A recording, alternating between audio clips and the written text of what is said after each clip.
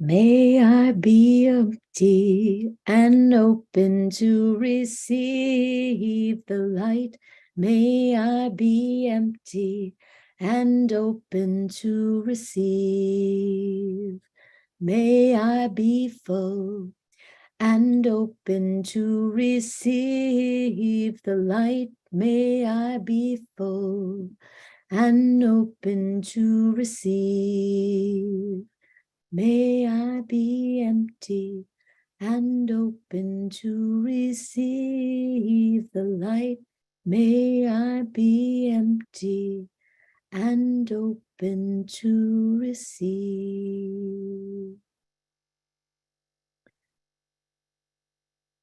Friends, when I planned for this intensive week, believe it or not, the subtitle for today was Being with What Arises. And indeed, yesterday, as news came in of the funeral that will be happening tomorrow, I had the opportunity to practice being with what was arising. Mark was so generous and gracious last night when we spoke, and we were joking that I could try to cram 2 days into one. I could try to cram tomorrow into today or speed up everything so we would get to tomorrow. And I said, how ironic that in a week when we're talking about thawing at the pace of nature, that my inclination is to rush. So I'm perhaps not as practiced as I had hoped to be. And I'm still grateful that we get to be here together and to make the most of this time. And that later in the season, we'll get to perhaps reflect on all that has changed and all that has happened through spring and through the Omer as we will be arriving to the base of the mountain. But let's not get ahead of ourselves. Let's be where we are.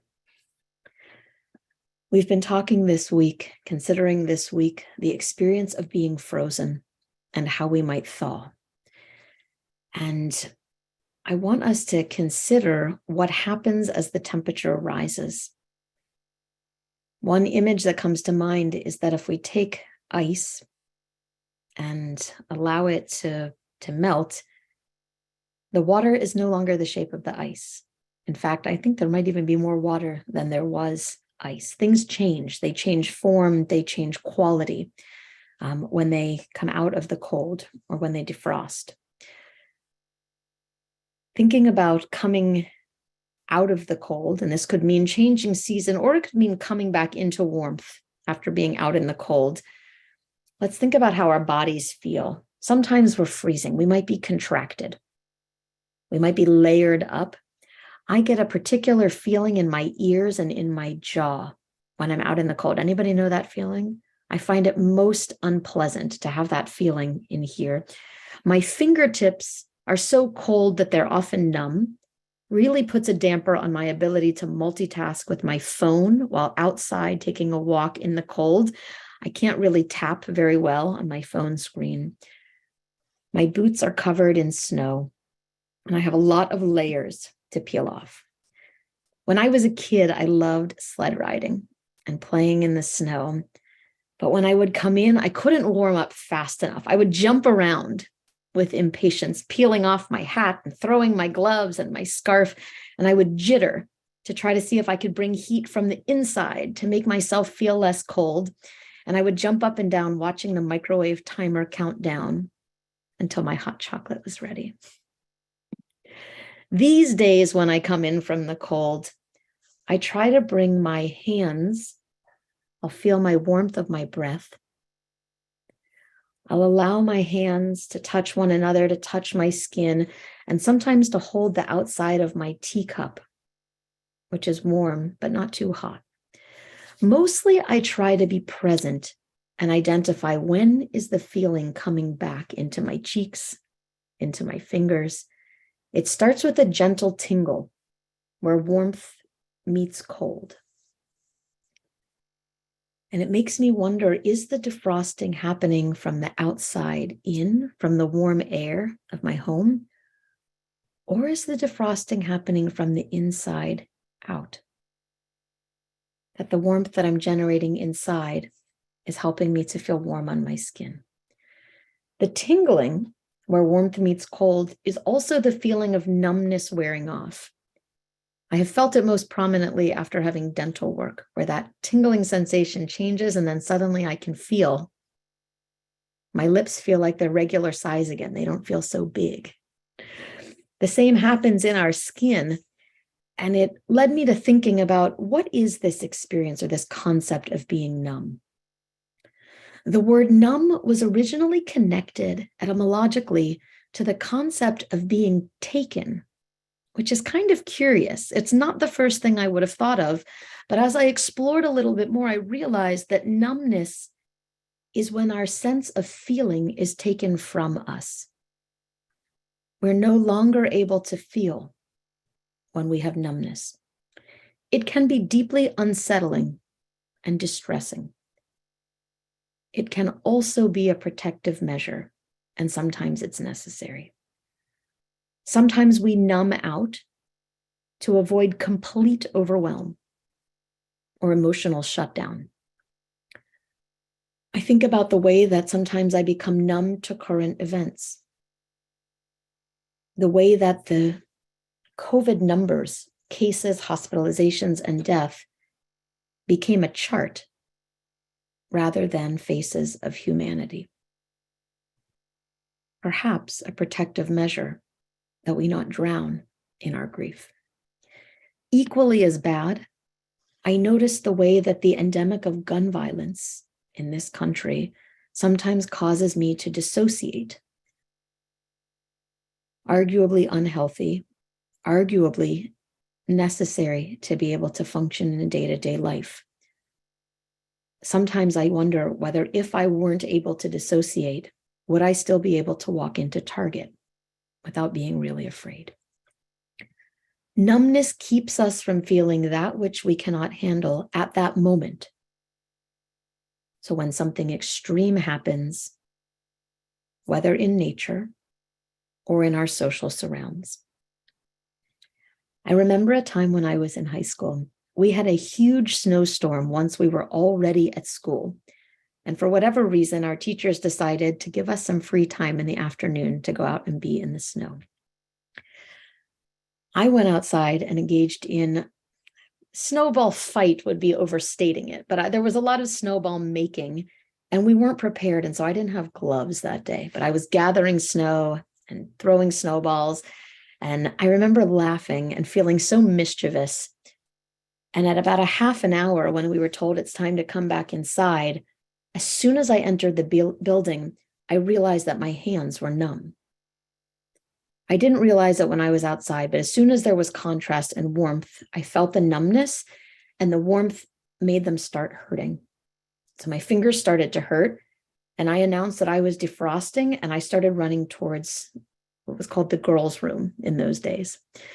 So I ran into the girls' room and I turned on the hot water full blast, and I knew it wouldn't take long to heat.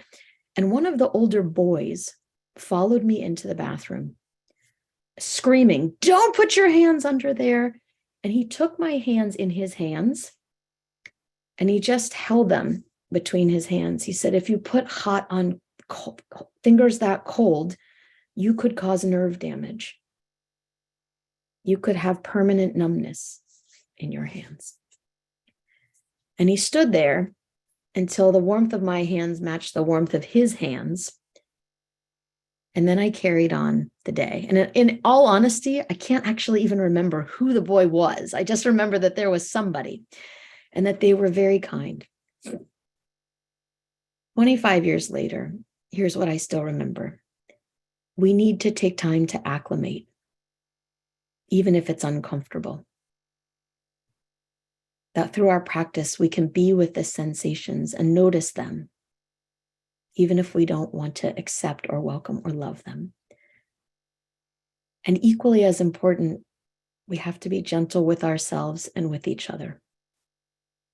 Sometimes just staying present, we can help a person return from numbness in a way that's much more easeful and less harmful. Of course, once defrosted, unnumbed, we have the opportunity to feel our feelings, to engage our senses and experience the world anew with whatever is present in this season I can't overstate that. It can be so easy to think, okay, spring is here. What are the things we do? We drag the porch furniture back outside, and that boot tray that's now covered in salt from the whole winter can be put downstairs again.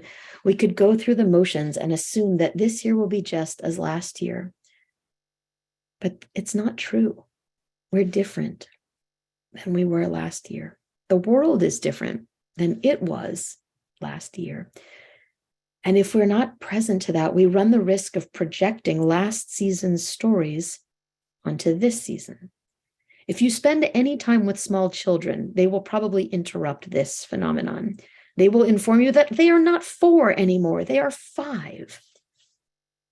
They're not in 3rd grade, they're in 4th grade, and they can do it themselves. Somehow, as we age, we stop seeing such big changes in ourselves from year to year. But we need only look at the young ones to remember. The rate of change is constant. We continue to grow and change. And of course, sometimes this newness, this awareness of a new season brings delight and hope. The hardships of last year were last year's, and this year gets to bring newness. And of course, sometimes there's sadness and grief because someone who was with us last year isn't with us this time around. Either way, our job remains to notice what arises, to include it in our practice, to remain present with what is. Now, the seasonal changes are big contrasts. But the truth is, we prepare for those big contrasts by practicing when life is more mundane. Probably we can't feel the seasonal change from yesterday to today, hopefully. Each day sort of blends into the next with a temperature increasing just a little bit. And so too we practice each day, noticing the subtle changes so that in the moments of big change, in the moments of extremes, in the moments of whether hardship or happiness, we don't go numb from the contrast. We still hold that ability when we need it to protect us, but perhaps we have a little bit more stretch. The range of ability to stay with what is becomes greater. This allows us to have more empathy with others, to be more gentle with ourselves, to be more present. And I would argue that the world benefits from all of that. The ripples of how we are comes to bear on everyone we encounter and makes the world a better place to live in. So let's take this opportunity to be with what's arising on this day. We don't have to worry about the spring just yet. We can be present simply with what is. So I'll invite you for one last time this week to close your eyes or soften your gaze, to breathe into those places of constriction. Invite your body to get more comfortable, reclining or sitting upright, pulling the blanket up a little.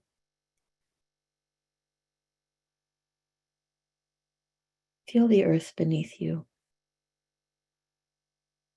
Feel the force of gravity holding you. Make note of what your senses are taking in, smells, sounds, the feeling of your clothing against your skin, the temperature of the air as it caresses you.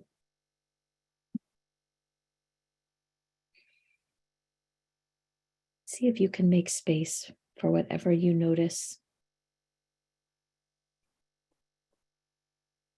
Notice where there's warmth or cold, numbness. You might put a hand on your body to bring warmth from the outside. Or breathe into those places to bring warmth from the inside.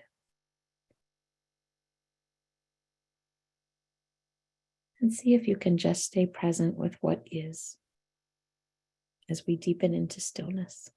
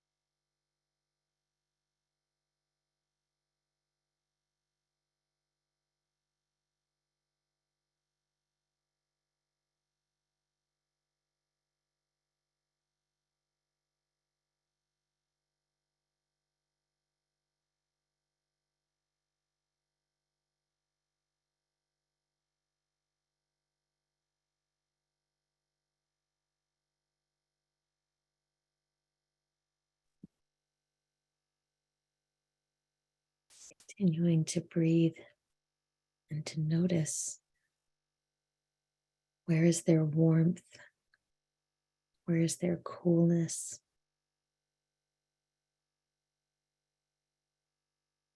Perhaps bringing your hand or your breath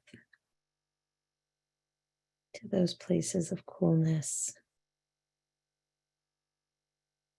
and allowing ourselves to thaw, allowing anything that is not presence to melt or fall away. And being with the stillness, whether you are savoring it or finding that the stillness isn't still at all. Just acknowledging the experience, allowing ourselves to be with what is.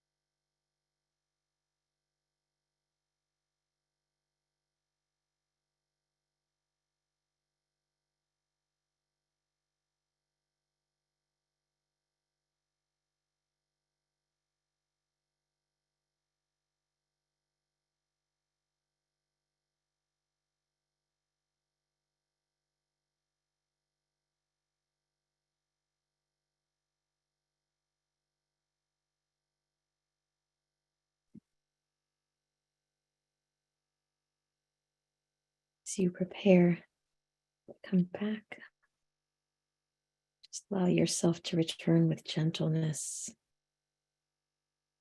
allowing your eyes to adjust to the light, bringing yourself to a posture, gentle presence, stretching, wiggling those fingers and toes, grounding and coming back to ourselves.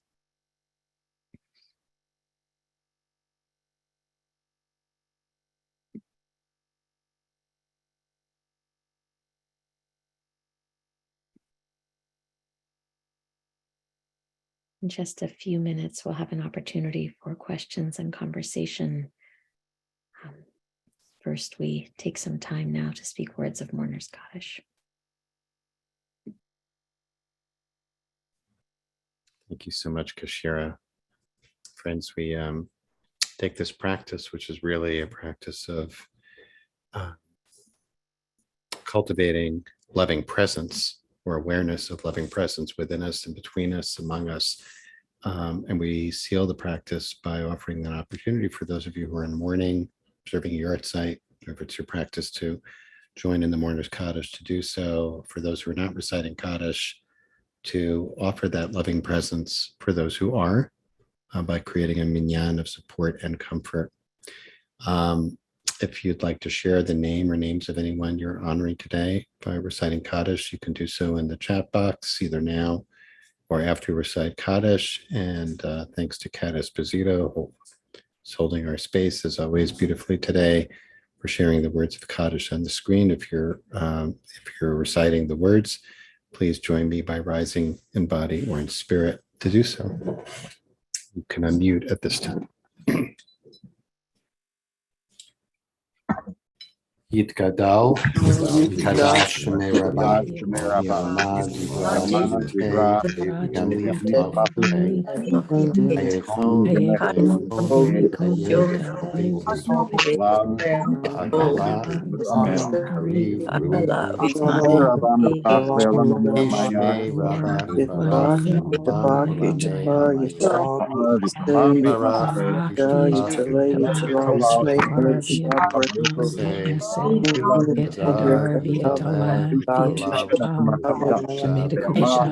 Ela, who called your Shakata Visharata Tushakata Enekamata Dalimaran Bam Amen. Shalom Rabami Shalom Kayim Aleinu Kol Yisrael Amen. Oseh Shalom Yaseh Shalom, Yaseh Leinu Shalom v'el Kol Yisrael, v'el Kol Yoshev Tevel, B'imru, Amen. Kol Yoshev Tevel. Asay Shalom Ve'imru Omen. Amen. Friends, thanks for joining us today for this final session in this particular series. As always, as Keshira mentioned, you're welcome to stay on for conversation, questions, reflections on practice today, the teaching today, or from this week, or to stay present and just use this time and space in this community to as a container to continue with your own practice, to sit together with us. And if you're leaving us now, we hope to join us tomorrow. As I mentioned at the start, we'll be led in practice tomorrow by Rebecca Schisler of the IJS faculty, who customarily leads us on Fridays as we sit into Shabbat together. So we hope you'll join us for that tomorrow at our customary 12:30 Eastern time. If you do have questions for Kohenet Keshira, please, when you put your comments in the chat, it would be great if you could preface it with a question. Do want to thank Sharon Dunoff also for sponsoring today's practice in memory of her mom, Zilda Getzow Oslek, on the occasion of her 25th yahrzeit. And again, Sharon, thank you so much. Zichronah Livracha. May her memory be a blessing. Always your mom's memory be a blessing for you in your life and in the lives of all those she touched in this world. Amen. Keshira, what came up for me, what I was thinking today when you were describing, it's always daring to go to the dental metaphors. But I appreciate that. I was thinking that today was what came up for me. I was thinking about this as kind of almost like a, pardon the expression, spiritual anesthesiology. That is kind of discerning. Today we've been talking about frozenness, and today you were focusing on that numbness and both how it keeps us from, accessing our feelings, but also how it can protect us when it's necessary. Like, and the question really is that how do we discern? How do we become aware, first of all, of how numb we are, frozen we are, and then to the extent this is within our control, how do we kind of regulate that, right? How do we, if we feel like I don't need this degree of numbness, I can absorb, I can be with this amount of pain. And I appreciated that you talked about it in terms of, the world we live in and how numb, because it's so overwhelming and because so many things seem intractable and pain, mostly because it's like so incredibly painful. That it's almost as if the more we're exposed to it, the number, the more numb we become. So I want to invite you to talk, maybe elaborate a little bit on that, about, if you're willing to do so personally, about how you kind of discern and regulate your own level of numbness around things like that. Yes. What a great question. I want to preface it by saying that I'm a deep feeler. And so sometimes, and I noticed a comment in the chat, sometimes when I begin to go there, I really go there. And it's not always the moment. And I don't always have the support and wherewithal to be there. And so knowing ourselves and knowing how much can we feel, what do we need in order to be supported in our feeling? And I want to take the shame out of the numbness. It absolutely is a protective measure. I'm thinking back to last May. I had been leading with a bar mitzvah boy, and afterwards, someone told me that there had been a shooting at the Tops grocery store in Buffalo. And I gave like a kind of just a normal response of, oh no, I'm so sorry. Were there casualties? But I didn't actually feel anything about it. And so later that night, as the news was coming in, I said to my partner, it's deeply distressing to see what's happening in the news. And I'm actually more distressed by my own lack of reaction to it. Mm-hmm. And it made me take notice. And I realized in my explorations, which I often do through meditation, through journaling, through art making, through breath work, through prayerfulness, through movement, that it was a protective measure, that I think I didn't feel that I could feel in the presence of so many people who were looking to me in a leadership role. And it wasn't a moment to bring an entire crowd of people into the depths of despair while they were celebrating. So there is, I think, my mom used to say there's a time and a place. There is a time and a place. And knowing for us what is the time and what is the place. I think I want to tack on one more piece, which is that when I think about the times when I have felt the most, I was in Pittsburgh. I'm from Pittsburgh. I grew up at Tree of Life. I was there following the shooting at the synagogue. And the feeling of intensity was like someone turned up the volume on a dimension I didn't realize I had. Like I knew that there was a spectrum of feeling, say, sad to happy, just at the risk of simplifying. But it was as though the dimensions of those feelings were moving in a different direction. It wasn't just like more sadness. It was like sadness with confusion, with pain. Like I could physically feel in my being the pain of awareness of what was going on, even though I wasn't there was no physical harm done to my body that would have caused the pain. It was coming from an emotional place. And in the time following, what I came to was that we need to feel to heal. That's number one. Number two, when I was a little kid and I wanted a Band-Aid and then another Band-Aid and another Band-Aid, my dad used to say to me, you have to let it breathe. You need to put some air, let the air be on your skin. That will help it to heal.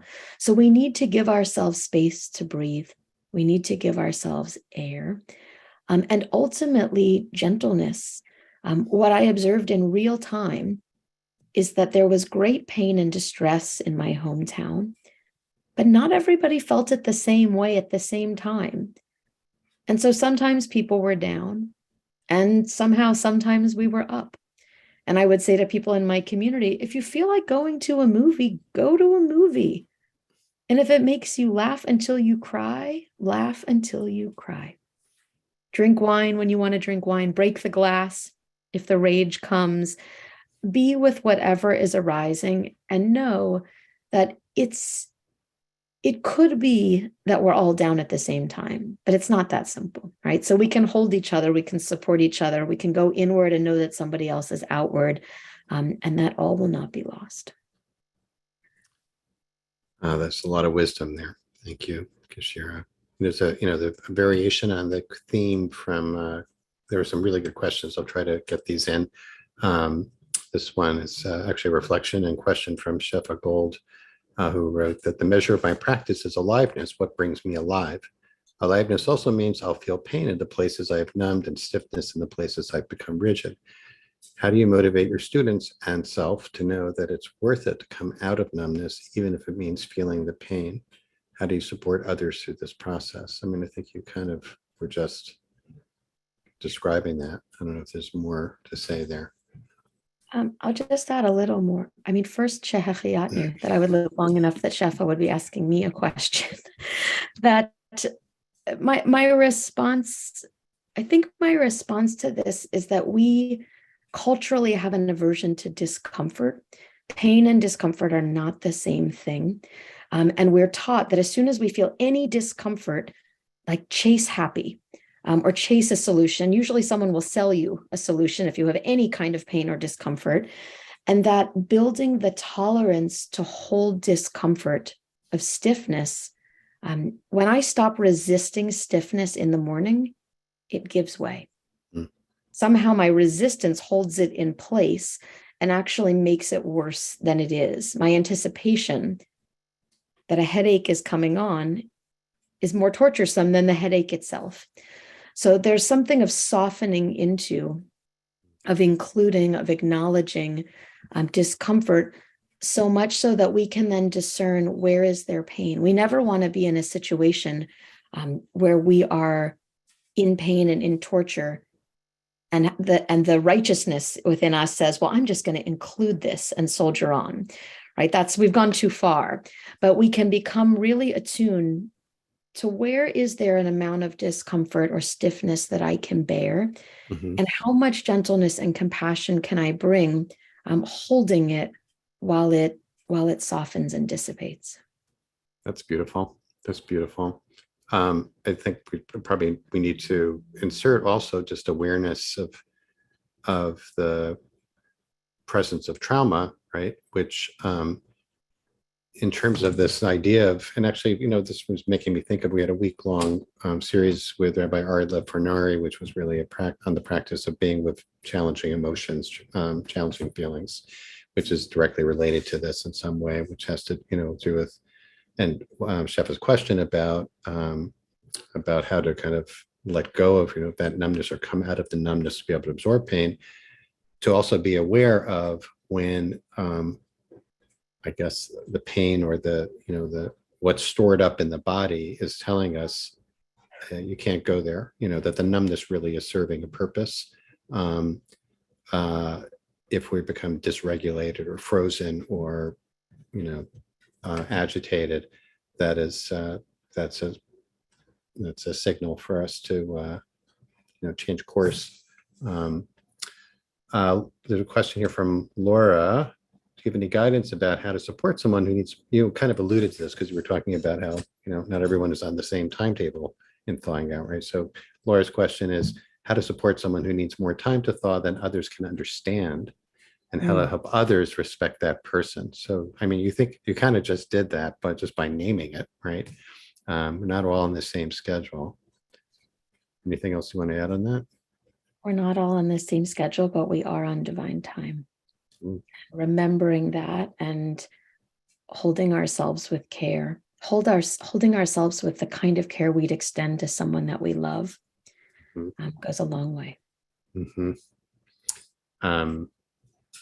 It's also, both the Band-Aid example you gave and also that when you were speaking about Tree of Life in the Pittsburgh situation, and the fact that you are walking Mourner's Path this year for your dad.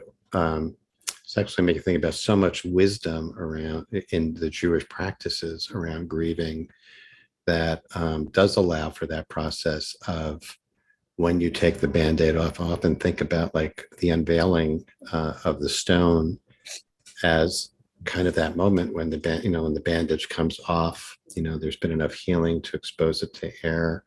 But like you said, we're all on a different, I love how you just put that, what is it? You want to say it again? We're all on a different schedule, but we're all on divine time. Beautiful. That's so beautiful.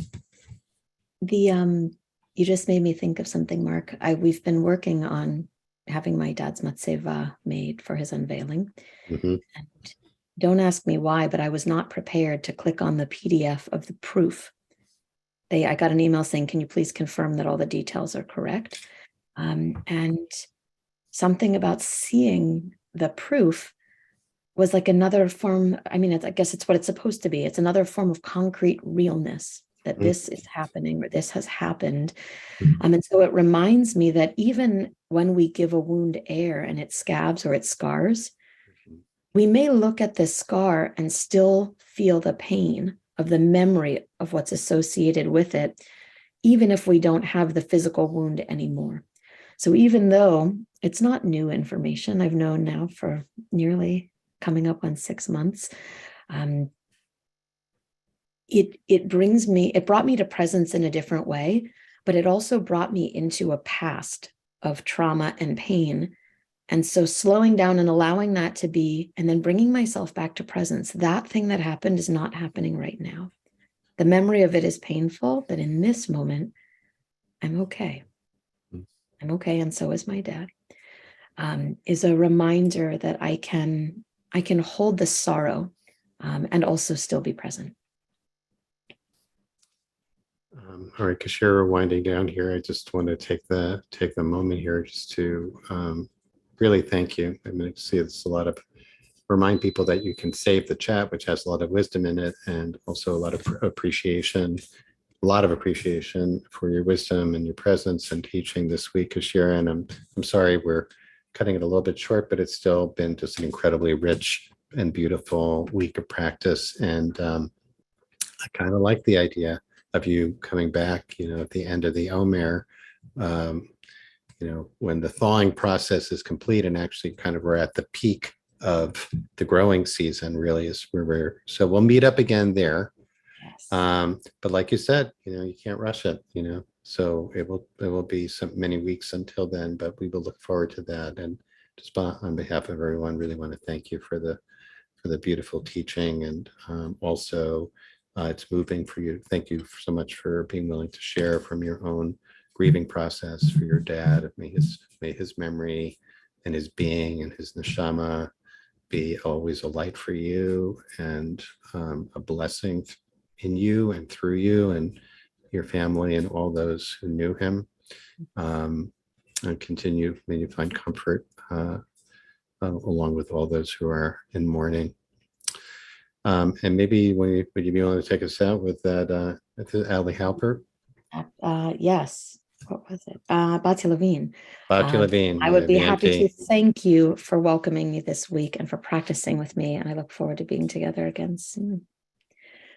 May I be empty and open to receive the light. May I be empty and open to receive.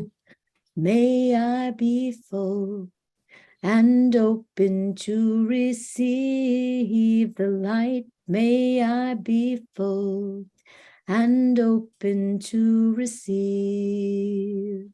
May I be empty and open to receive the light. May I be empty and open to receive.